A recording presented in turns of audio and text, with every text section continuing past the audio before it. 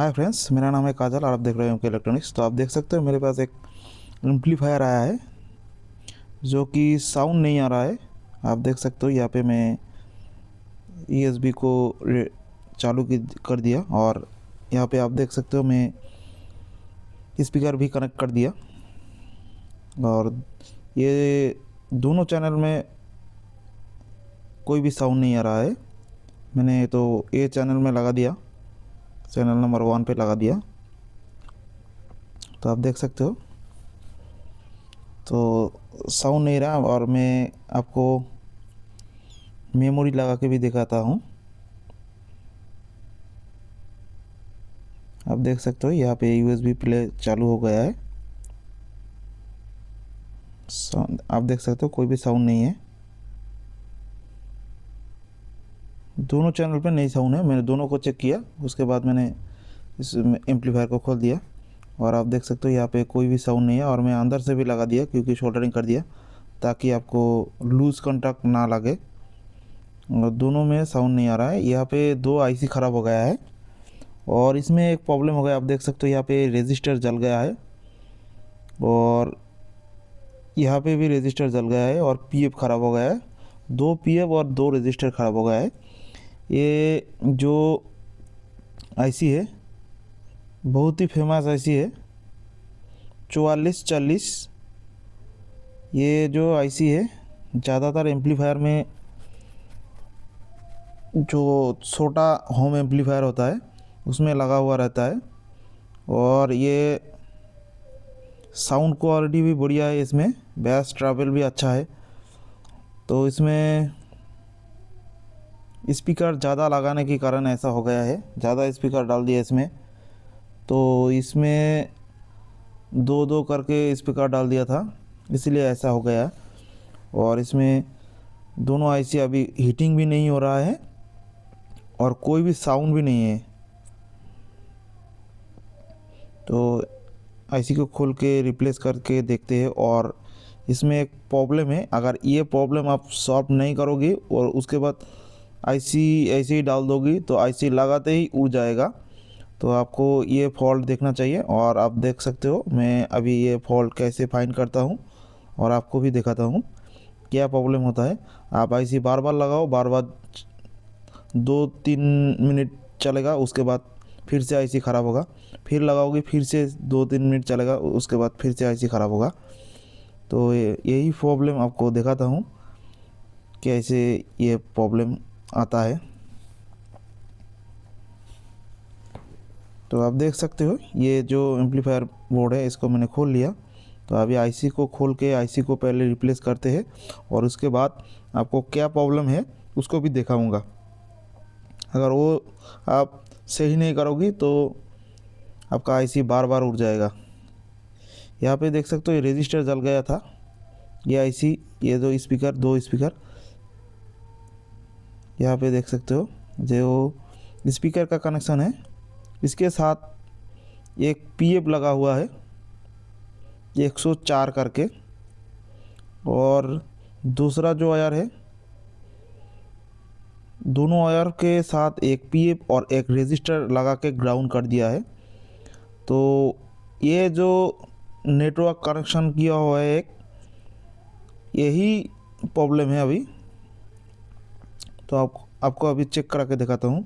यहीं पे जो रजिस्टर था वो भी जल गया है। तो आप देख सकते हो यहाँ पे मैंने चेक कर रहा हूँ, यहाँ पे रजिस्टर है, रजिस्टर में कोई भी रीडिंग नहीं आ रहा है। तो आप देख सकते हो ये यहाँ पे पीएफ है 104। आप देख सकते हो यहाँ पे पीएफ पे आपको वैल्यू शो कर रहा है जो कि 87 ओम्स, जो कि बहुत हाई सॉरी लो ओम्स हो गया है। तो अभी इसको ओपन करके चेक करते हैं पहले इसको। इसी कारण जो रजिस्टर था वो जल गया है और आईसी भी ख़राब हो गया है।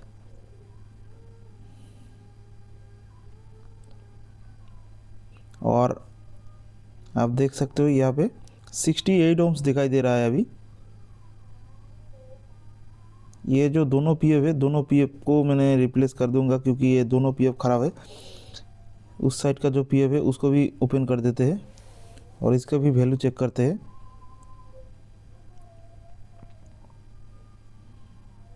और अभी चेक करते हैं। अभी देख सकते हो कोई भी वैल्यू नहीं दिखाई दे रहा है, तो मतलब जो पीएफ है वही शॉर्ट है और रजिस्टर भी जल गया था। पीएफ के साथ एक रजिस्टर सीरीज करके ग्राउंड्स के साथ कनेक्टेड किया हुआ है स्पीकर की लाइन से। और इसमें आप देख सकते हो यहाँ पे जो इस साइड में जो पीएफ लगा हुआ है वो भी शॉर्टिंग दिखाई दे रहा है। आप देख सकते हो स्पीकर जो प्लस माइनस वोल्टेज है, सॉरी प्लस माइनस नहीं, ग्राउंड और प्लस वोल्टेज में 18 वोल्टेज आ रहा है अभी, तो फिर भी साउंड कोई नहीं आ रहा है। तो आईसी शॉर्ट होगा है अभी, क्योंकि पीएफ स्पीकर के लाइन से शॉर्ट हो गया था इसलिए ऐसा हो रहा था। तो आप देख सकते हो आईसी पे वोल्टेज इन हो रहा है। तो अभी आईसी को रिप्लेस करते हैं और दोनों आईसी को रिप्लेस करते देखते हैं।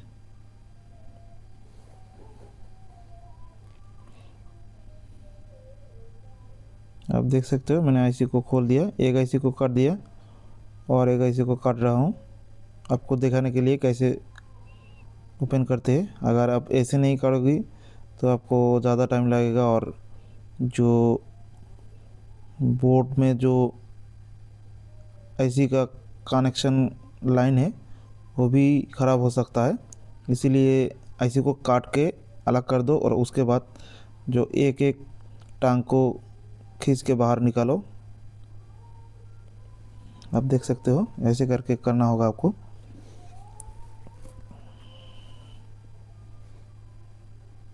तो आप देख सकते हो मैं पूरा क्लीन कर लिया हूँ अभी। तो अभी आईसी को लगा देंगे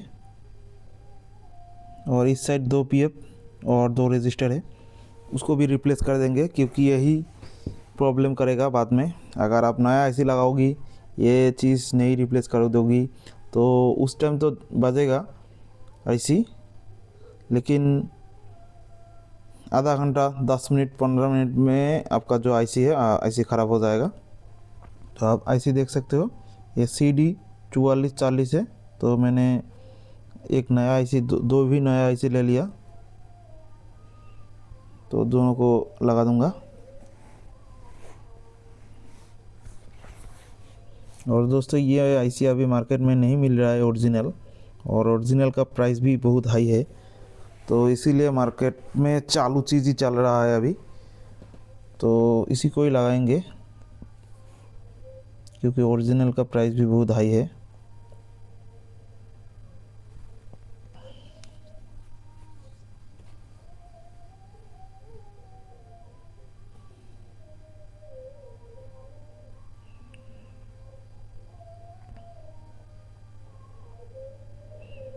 और ये जो आईसी है इसका गेन बहुत अच्छा है, इसका साउंड क्वालिटी भी अच्छा है, ये बढ़िया लगता है और सस्ते में मिलता भी है। मार्केट में अवेलेबल मिलता है, ये आईसी भी मिलता है, बोर्ड भी मिलता है अवेलेबल। और ज़्यादातर होम एम्पलीफायर या तो फिर छोटा मोटा जो शॉप में बजाता है यही एम्पलीफायर से बजाते हैं, क्योंकि इसका प्राइस भी उतना ज़्यादा नहीं है, इसलिए पब्लिक ख़रीदता भी है। बहुत अच्छा है ये, इसको यूज़ भी करता है। साउंड क्वालिटी भी बढ़िया क्वालिटी का है। तो आप देख सकते हो मैं आईसी को कैसे लगा रहा हूँ इसको, क्योंकि अभी हीट सिंक ठीक से बैठना चाहिए। अगर हीट सिंक ठीक से नहीं बैठेगा तो आपका जो आईसी ओवर हीट होके फिर से जल सकता है। इसलिए आईसी का जो हीट सिंक है उसको आपको ध्यान से बैठाना है, और जो आईसी का जो बॉडी है उसके साथ हीट सिंक को अच्छे से अटैच होना चाहिए। अगर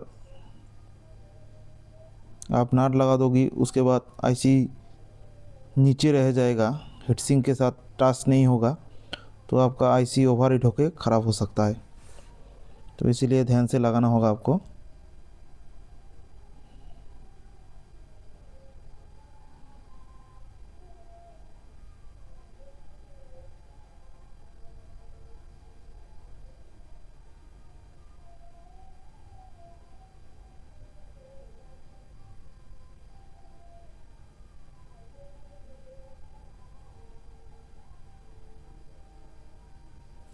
तो दोस्तों आप देख सकते हो मैंने इसमें हीटसिंक पेस्ट नहीं डाला है, इसलिए खोल रहा हूँ, ताकि इसमें थोड़ा हीटसिंक पेस्ट लगाने से और भी अच्छा परफॉर्म करेगा। तो इसलिए मैंने खोल के हीटसिंक पेस्ट लगा के हीटसिंक लगा दूंगा अभी।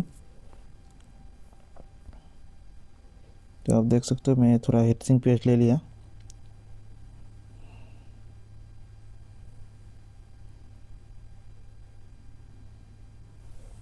हीटसिंक पेस्ट लगाने से जो हीट है जल्दी जल्दी से हीटसिंक पे शिफ्ट हो जाएगा, इसीलिए मैंने हीटसिंक पेस्ट को लगा दिया। और उसके बाद ऊपर हीटसिंक लगा दूंगा। तो आप देख सकते हो मैंने तीनों को फिट कर लिया, नाट को और आईसी को भी ठीक से कस लिया। अभी शोल्डरिंग कर दूंगा आईसी को। और आईसी को शोल्डरिंग करने के टाइम आपको ध्यान से देखना होगा कि दोनों शोल्डरिंग एक साथ कनेक्ट ना हो। तो अगर ऐसा हो जाता है, आप लाइन दे देते हो, तो आपका आईसी फिर से जल सकता है। तो इसलिए आपको ध्यान से देखना होगा। और अगर ऐसा हो जाए तो उसको ओपन कर देना होगा आपको, उस पिन को शोल्डरिंग को डीशोल्डरिंग करके ओपन कर देना होगा और उसके बाद ठीक से शोल्डरिंग करना होगा।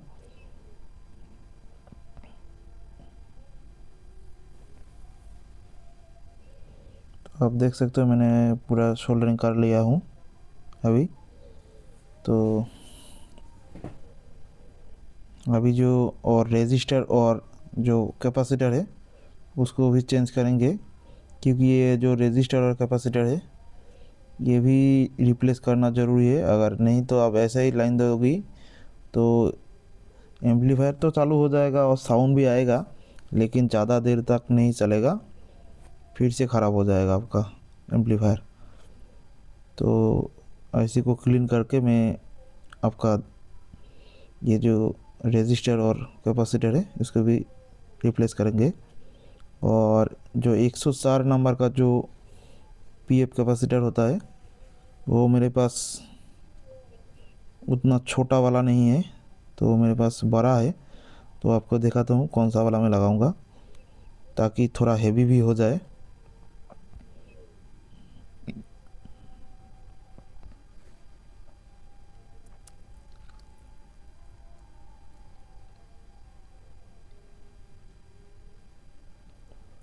आप देख सकते हो इस साइड का मैंने चेक कर लिया। आप देख सकते हो इसमें भी 500 ओम्स ऐसा कुछ दिखाई दे रहा है, और इस साइड में आप देख सकते हो 10 ओम्स दिखाई दे रहा है। तो ये जो रेजिस्टर है, ये जो पीएफ है ये शॉर्टिंग है। अभी इसको भी रिप्लेस करेंगे, चारों को नया लगा देंगे।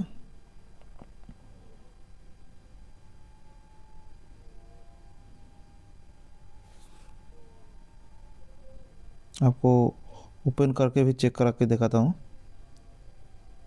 आप देख सकते हो 10 ओम्स दिखाई दे रहा है ओपन करके भी। और इस साइड में कोई भी वैल्यू नहीं दिखाई दे रहा है, फिर भी इसको चेंज कर देंगे क्योंकि ये ख़राब है, मेरे को लग रहा है थोड़ा हाई ओम्स हो गया है। और इस साइड में तो शॉर्टिंग है ही 70 ओम्स, इस साइड में 86 ओम्स। तो और इस साइड में कोई भी रजिस्टर भी वैल्यू नहीं दिखाई दे रहा है, जो कि 2.2 ओम्स का रजिस्टर होता है। 2.2 ओम्स का रजिस्टर 4 और 104 नंबर का पीएफ, ये चारों को चेंज कर देंगे क्योंकि ये सीरीज़ कनेक्शन में रहता है, इसीलिए ऐसा हो रहा था। और आईसी के ऊपर हेवी लोड आके आईसी ख़राब हो गया है क्योंकि ये रजिस्टर के साथ पीएफ और रजिस्टर के साथ ग्राउंड होता है, और जो 104 है वो स्पीकर के जो वायर है उसके साथ एक पिन कनेक्ट है, और एक पिन 2.2 ओम्स का रजिस्टर के साथ कनेक्ट होके ग्राउंड के साथ कनेक्ट हो गया है। तो इसीलिए जो स्पीकर का लाइन है वो ग्राउंड के साथ कनेक्ट होने के कारण ये आईसी ख़राब हो गया था।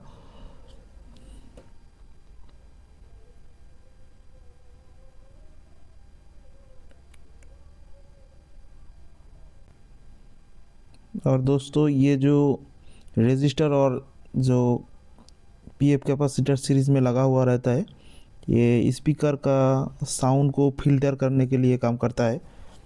तो ये सिस्टम जो भी होम एम्पलीफायर में रहता है वो साउंड क्वालिटी अच्छा क्वालिटी का आएगा। तो ठीक है, इसमें अभी क्लीनिंग कर लेते हैं और इसमें नया रजिस्टर और पीएफ कैपेसिटर डाल लेते हैं। तो मेरे पास ये जो छोटा छोटा पीएफ है ये तो नहीं है, तो इसके बदले में बड़ा वाला मैं डालूँगा। तो आपको दिखाता हूँ, और बड़ा वाला भी अच्छा है और ये जो छोटा वाला इससे तो बहुत अच्छा है। तो दोस्तों अभी तक मेरा वीडियो देख रहे हो तो मेरे चैनल को सब्सक्राइब कर दो और लाइक शेयर कमेंट कर दो, क्योंकि मैं इसी तरह आप लोगों के लिए नया नया वीडियो लाता हूँ। और लाइक शेयर कमेंट कर देना। तो देख सकते हो यहाँ पे 104 नंबर का 4 और 4 रजिस्टर 2.2 ओम्स का आप देख सकते हो। ये जो मैंने बड़ा वाला पीएफ ले लिया ये अच्छा क्वालिटी में रहता है। 104 हाई वोल्ट में कैपेसिटर होगा ये, और 2.2 ओम्स का रजिस्टर। तो अभी इसको लगा देते हैं और ये लगा के अभी चालू करके साउंड भी चेक करते हैं।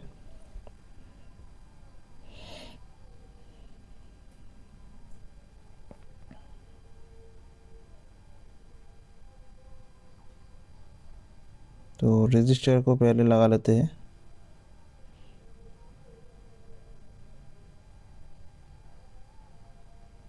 ये स्पीकर प्रोटेक्ट के लिए रहता है ताकि स्पीकर पे डीसी वोल्ट ना जाए।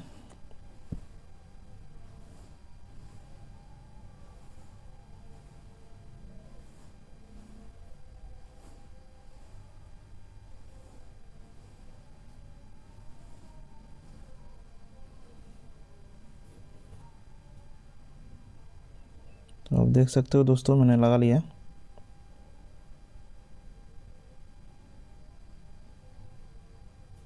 और शोल्डरिंग करके एक्स्ट्रा लेग को काट देते हैं।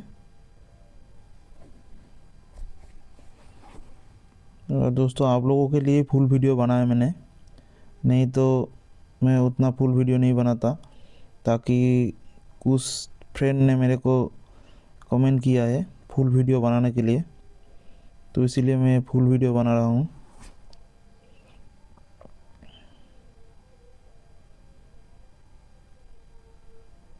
तो आप देख सकते हो मैंने चारों पीएफ कैपेसिटर लगा दे रहा हूँ। ये जो पीएफ कैपेसिटर है ये बहुत बढ़िया क्वालिटी का है। ये पीएफ कैपेसिटर ये शॉर्टिंग इतना जल्दी नहीं होगा, और जो छोटा वाला रहता है वो जल्दी जल्दी शॉर्टिंग हो जाता है।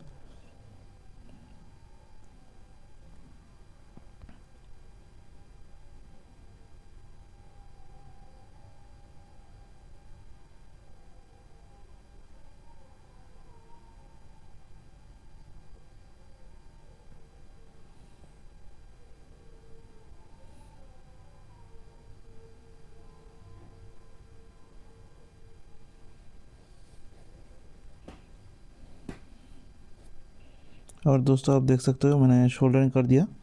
अभी एक्स्ट्रा लेग को काट देते हैं।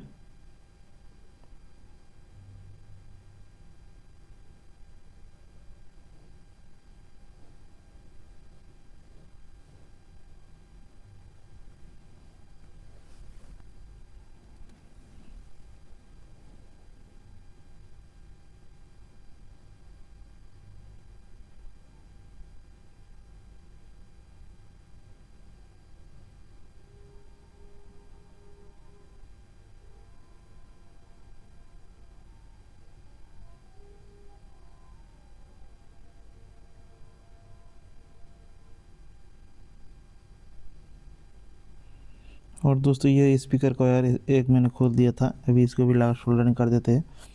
तो अभी सोल्डरिंग कर दिया है, अभी देख सकते हो पूरा रेडी हो गया। अभी इसको लगा के चेक करते हैं।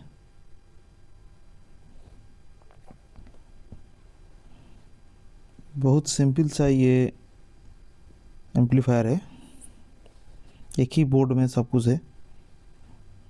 ये ब्रास टेबल इसमें भी इनबिल्ट है इसमें,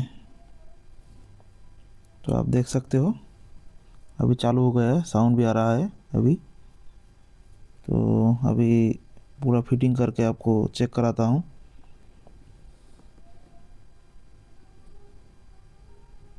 तो आप देख सकते हो साउंड आ गया है अभी।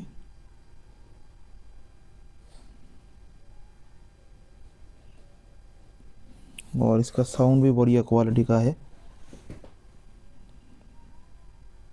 जितना भी लो रेंज का एम्पलीफायर है तो उसमें से ये जो एम्पलीफायर होता है 4440 का डबल आईसी का जो बोर्ड होता है, इसका जो बेस टेबल उसमें इनबिल्ड होता है।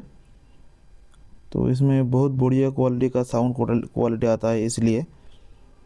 नहीं तो दूसरा जो अवेलेबल मिलता है उसमें बेस टेबल नहीं होता है, तो इसलिए उसमें एक्स्ट्रा बेस टेबल बोर्ड लगाना पड़ता है, नहीं तो साउंड क्वालिटी उतना अच्छा नहीं आता है। और इसमें एक ही बोर्ड में इनबिल्ट है, इसलिए इसका साउंड क्वालिटी भी अच्छा आता है। तो दोनों चैनल पे साउंड आ गया है अभी, तो ओके बज रहा है अभी।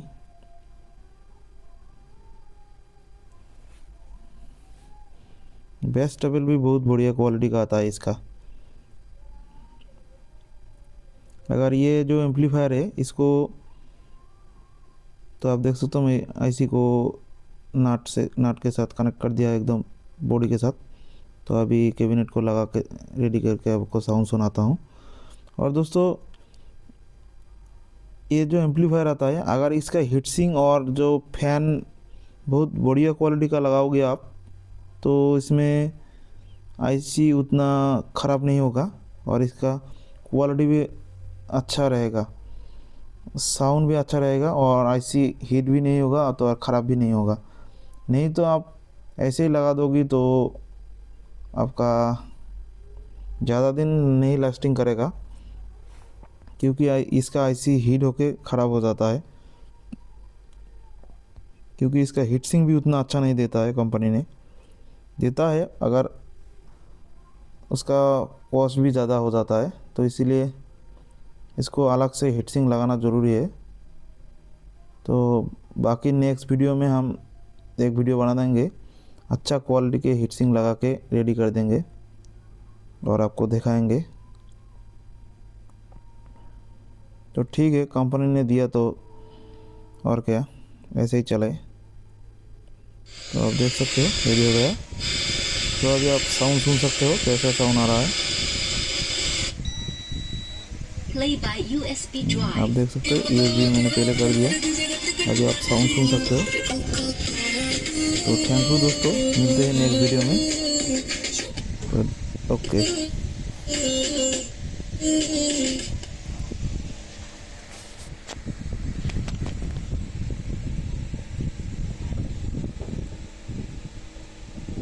अब आपको दूसरा चैनल का भी सुनाता हूँ। तो आप देख सकते हो इस चैनल भी सही से आ रहा है।